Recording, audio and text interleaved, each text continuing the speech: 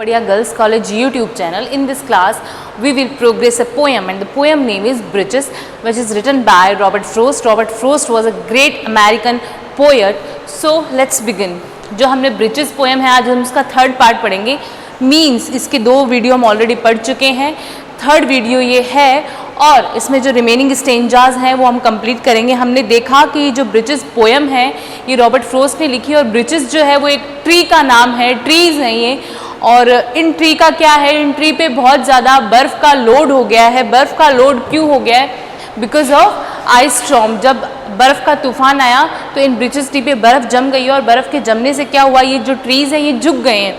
और उन झुके हुए ट्रीज़ को इसने बताया कि ये जो झुके हुए ट्रीज़ हैं जिनकी टहनियाँ जो है मुड़ गई है वो अलग से नोटिस हो रहे हैं. किसको? रॉबर्ट फ्रोस्ट को. तो आप बोल सकते हैं कि रॉबर्ट फ्रोस्ट यहाँ स्पीकर है. आप ये भी बोल सकते हैं कि रॉबर्ट फ्रोस्ट अपना खुद का चाइल्डहुड एक्सपीरियंस इसमें बता रहे हैं कि वो जो बचपन में थे तब वो खुद उन ब्रिजेस ट्री पे झूलते थे और जब वो वुड्स में जाते थे, जब फॉरेस्ट में जाते थे तो उनको ये ब्रिजेस ट्री स्ट्रेट ट्री के सामने अलग ही नज़र आते थे. जो सीधे ट्रीज़ होते हैं उनके सामने ब्रिजेस ट्री जो कि झुके हुए होते हैं वो अलग ही नज़र आते थे, अलग से नोटिस होते थे. तो ये क्वेश्चन मार्क कर रहे हैं कि ये ब्रिजेस ट्री है क्यों झुके हैं. फिर उसका आंसर खुद ही दे रहे हैं कि ये शायद इसलिए झुके हैं क्योंकि इन पे छोटे छोटे बच्चे हैं, उन्होंने स्विंग किया है, झूले हैं वो. या फिर हो सकता है कि इन ब्रिजेस ट्री पे जो है आइस स्टॉर्म जब आया तब आइस जम गई हो, बर्फ़ जम गई हो और बर्फ़ के जमने से उन पे अगर लोड हुआ हो, ऑब्वियस बात है कि भारी चीज़ का लोड होने से वो झुक जाएगी. तो ये इन्होंने पूरी इमेजरी दिखाई है. फिर कंपैरिजन किया है ब्रिजेस ट्री का किसी गर्ल से कि ऐसा लग रहा है ब्रिजेस ट्री झुके हुए जो है, उनकी जो ट्रंक्स है वो झुकी हुई है. तो वो ऐसा फील हो रहा है जैसे कि कोई गर्ल अपने बालों को, अपने लंबे बालों को जो कि सीले सिले से होते हैं, अपने डैम्प हेयर को सुखा रही हो और सुखाते टाइम जब वो अपने पूरे बालों को आगे करेगी सन के सामने, सन की वार्म से, तो वो मॉइस्चराइज जो है उनके बालों का वो जब सुखाएगी तो कैसा फील होगा. तो एकदम सेम जो है वैसा ही अभी हमें ब्रिजेस ट्री जो है वो दिख रहा है. तो ये इन्होंने इमेजरी बताई है. हम अब आगे की लाइन में देखते हैं कि पोएट क्या बात कर रहे हैं. हमने पढ़ लिया था, आप टेक्स्ट में देखें. देखो ये बता रहे थे किसी ही को रिप्रेजेंट कर रहे थे और मैंने आपको बताया था कल के वीडियो में कि इनका ही को रिप्रेजेंट करने का मतलब ये हो सकता है कि इसमें जो ही है वो एक शेपर्ड बॉय है, एक गडरिया है. और गांव के बच्चे जो हैं वो क्या होते हैं, जो गडरी होते हैं उनके पास कोई बेसबॉल या ऐसा कोई जो गेम होता है खेलने के लिए नहीं होता है. वो अपनी गाय को जब चराने के लिए जाते हैं, अपनी गाय को, बकरियों को जब चराने जाते हैं तो वो ऐसे ही करते हैं.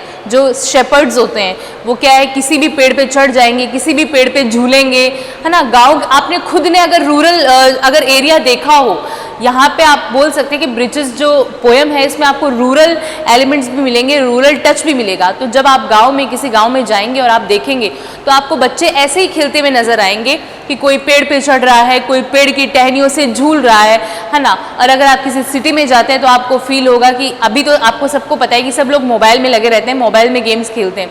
अदरवाइज बेसबॉल, बास्केटबॉल, बहुत सारे गेम्स जो होते हैं वो सिटी के बॉय खेलते हैं, है ना. और उसमें किसी ना किसी पार्टनर की भी नीड होती है. बेसबॉल, क्रिकेट या आप फुटबॉल कुछ भी खेलेंगे तो आपको चाहिएगा कि भाई कोई मेरे साथ पार्टनर हो. बट जो रूरल के बच्चे हैं, जो गांव के बच्चे हैं, वो क्या करते हैं, वो अपनी मस्ती में मस्त रहते हैं. उनको टेंशन नहीं है कि हमारे साथ कोई खेले. वो अपने अकेले भी होते हैं तो भी किसी भी पेड़ पे चढ़ जाएंगे, किसी भी पेड़ पे झूलेंगे, तो वो अकेले भी अपनी मस्ती को मैनेज कर लेते हैं. उनको किसी के सपोर्ट की नीड नहीं है. तो यहाँ उन्होंने एक रूरल टच दिया है और किसी शेपर्ड के बारे में बात करी कि वो क्या करता है. देखो हम पढ़ते हैं. As he went out in the touch.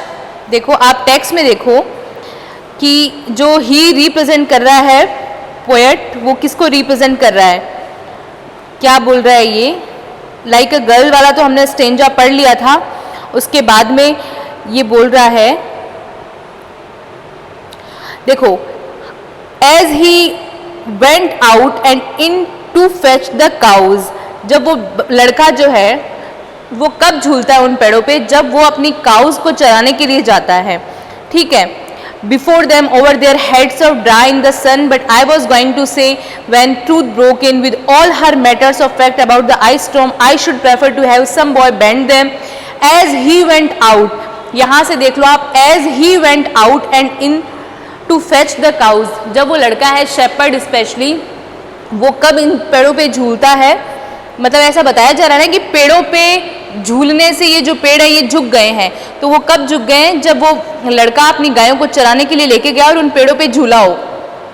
Some boy too far from town to learn baseball, whose only play was what he found himself summer or winter and could play alone. कि चाहे summer हो winter हो, जो ये shepherd है ये अपने आप में अकेला खेल सकता है.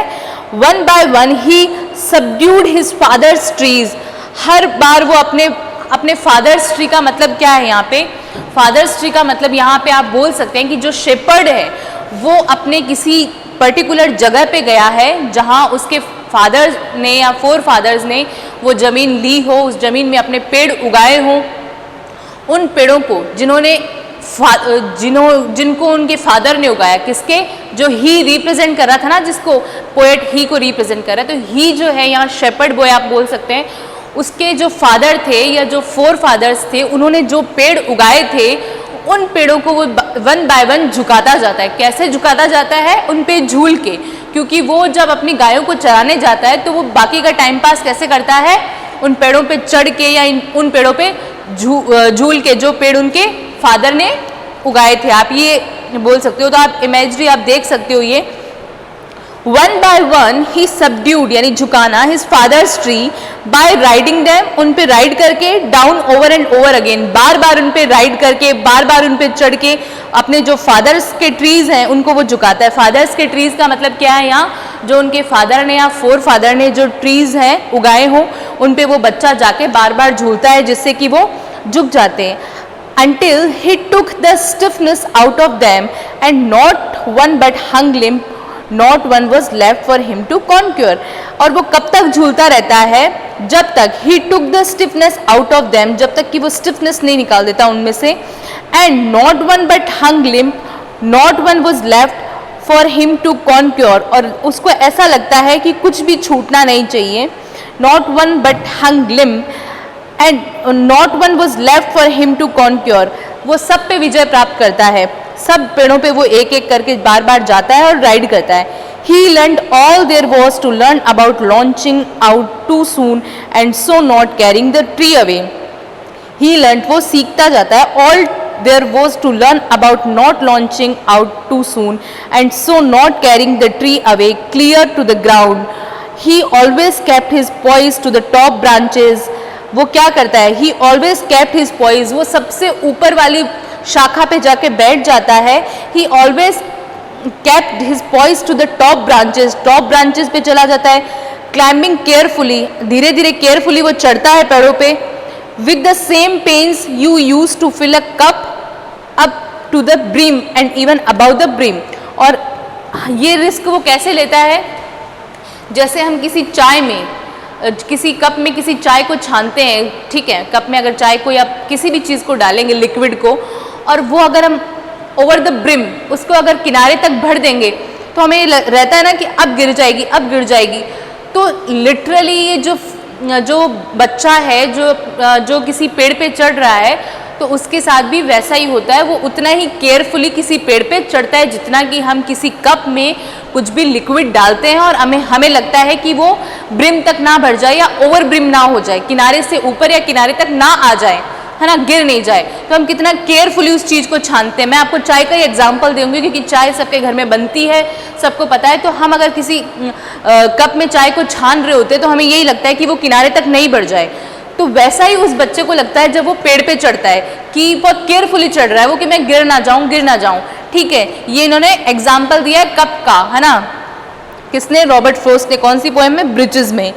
ठीक है, तो ये दिया था कि he always kept his poise to the top branches climbing carefully with the same pains, उसी पेन से जैसे you use to fill a cup up to the brim and even about the brim.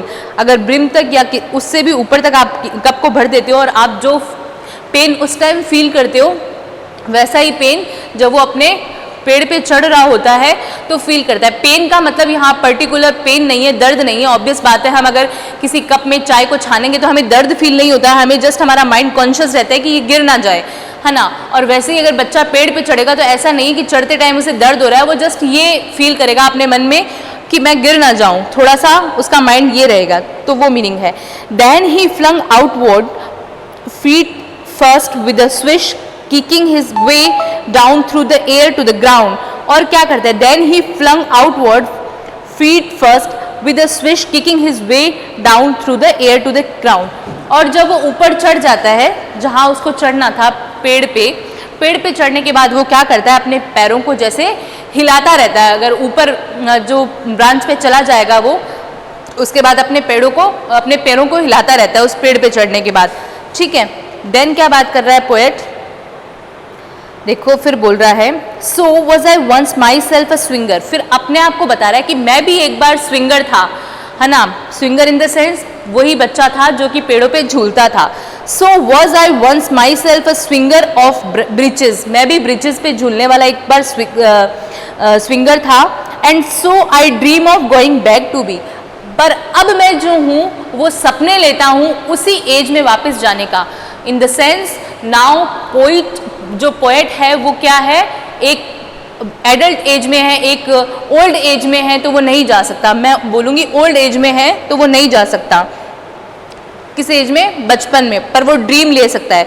So was I once myself a swinger of birches and so I dream of going back to be. सो मैं अब सिर्फ dream लेता हूँ वापस जाने के। It's when I am weary of consideration. मैं और ये मैं कब करता हूँ, कब ये ड्रीम लेता हूँ, कब ये चीज़ें सोचता हूँ कि मैं वापस बचपन में चला जाऊँ, जब मैं अपनी ज़िंदगी से परेशान होता हूँ, मैं थका हुआ होता हूँ, वेयर इन द सेंस थका हुआ, जब मैं टायर्ड फील करता हूँ, जब मैं ना स्ट्रेस फील करता हूँ, तब मैं सोचता हूँ कि काश मैं भी अपनी चाइल्डहुड एज में चला जाता। और जैसे ये बच्चे स्विंग कर रहे हैं ब्रिजेस ट्री पे, वैसे मैं भी अपनी फ्रीली जो है क्या करता, स्विंग करता। ऑब्वियस बात है कि जो बचपन होता है वो टेंशन से दूर होता है, उसमें इतने टेंशन नहीं होते हैं। तो यहाँ जो पोएट है वो फिलोसॉफिकल बातें कर रहा है। आगे जो भी हम लाइन्स पढ़ रहे हैं, फिलोसफी उसकी यही है कि जो इंसान लाइफ से परेशान है, हम बड़े होते हैं, जैसे जैसे बड़े होते जाते हैं हमारी लाइफ में टेंशन आते जाते हैं, हम जो चाइल्डहुड जो हमारा होता है वो बेस्ट होता है। फिलोसफिकल बातें कर रहा है वो। तो क्या बोल रहा है कि मैं भी उस एज में जाना चाहता हूँ। देखो, so was I once myself a swinger of bridges and so I dream of going back to be. It's when I am weary of consideration. और ये मैं सिर्फ तभी सोचता हूँ जब मैं weary of consideration, सारी चीज़ों को लेके दुखी होता हूँ। and life is too much like a pathless wood. और जो लाइफ है वो बहुत ज़्यादा एक पाथलेस वुड है। पाथलेस वुड का मतलब क्या है, ऐसा जंगल है जिसका कोई रास्ता नहीं मिलता। हम किसी ऐसे जंगल में घुस जाएं जहाँ कोई रास्ता हमें नहीं मिले तो उस जंगल में हमें कितना डर लगेगा। वैसे ही जो है हमारी लाइफ बड़े होने के बाद हो जाती है।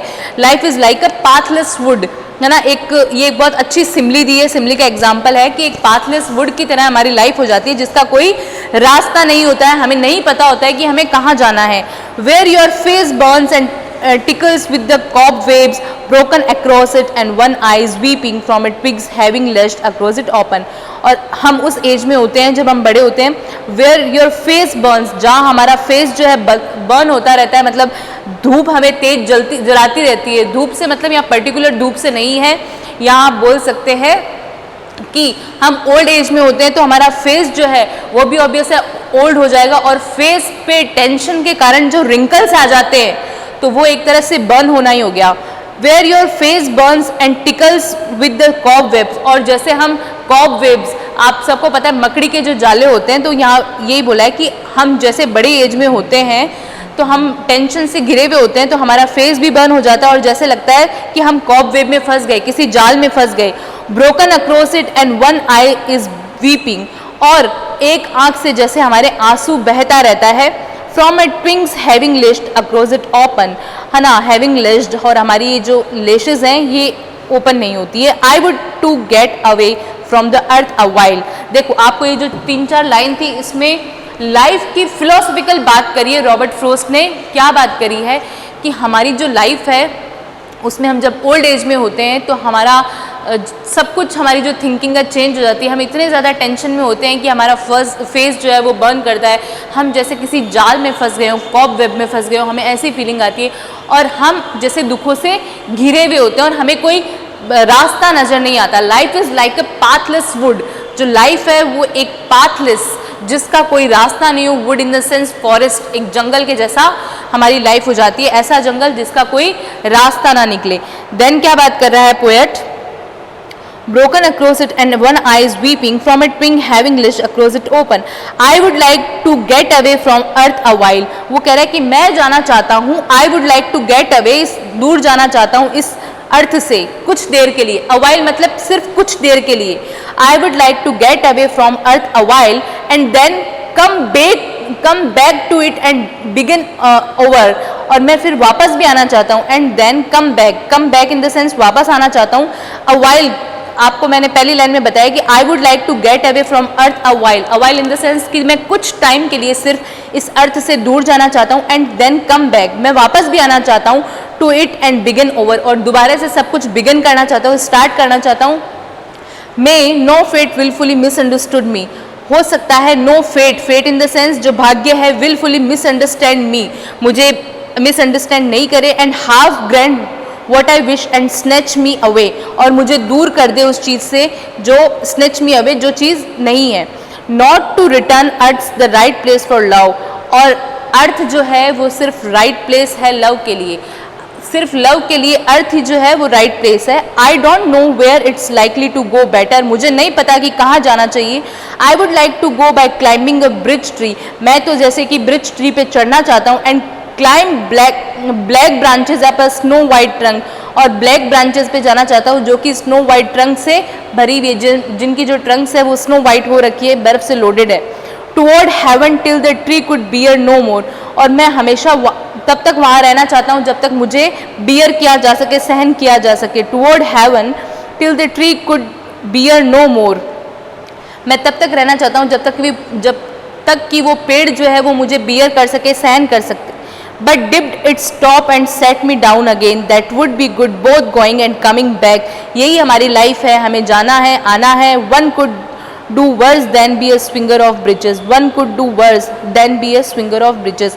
तो जो ब्रिजेस का स्विंगर है वो होना बहुत अच्छा है। तो ये हमारी पोएम जो है, इसका टेक्स्ट खत्म हो गया। ये पोएम मैं आपको इन शॉर्ट वापस बता देती हूँ। ये पोएम एक फिलोसॉफिकल टच है इसमें पोएम ने नेचर दिखाया है, नेचर ब्यूटी दिखाई है। इसमें पोएम ने रूरल टच दिखाया है, गाँव का टच दिखाया है। इसमें पोएम ने अपने लाइफ की बात करी है, इसमें पोएम ने चाइल्डहुड की बात करी है। इसने स्पेशली इस पोएम का मोरल ये निकलता है कि जब हम,